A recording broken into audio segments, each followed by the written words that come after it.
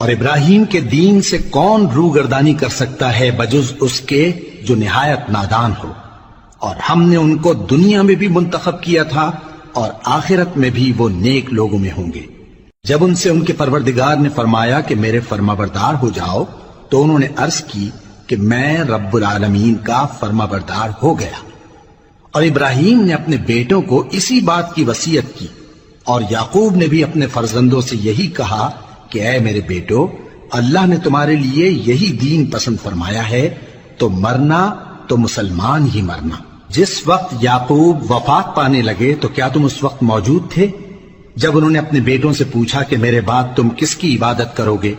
تو انہوں نے کہا کہ آپ کے معبود اور آپ کے باپ دادا ابراہیم اور اسماعیل اور اسحاق کے معبود کی عبادت کریں گے، جو معبود یکتا ہے اور ہم اسی کے حکم بردار ہیں۔ یہ جماعت گزر چکی، ان کو ان کے اعمال کا بدلہ ملے گا اور تم کو تمہارے اعمال کا، اور جو عمل وہ کرتے تھے ان کی پرسش تم سے نہیں ہوگی۔ اور یہودی اور عیسائی کہتے ہیں کہ یہودی یا عیسائی ہو جاؤ تو سیدھے رستے لگ جاؤ گے۔ اے پیغمبر، ان سے کہہ دو نہیں، بلکہ ہم دین ابراہیم اختیار کیے ہوئے ہیں جو ایک اللہ کے ہو رہے تھے اور مشرکوں میں سے نہ تھے۔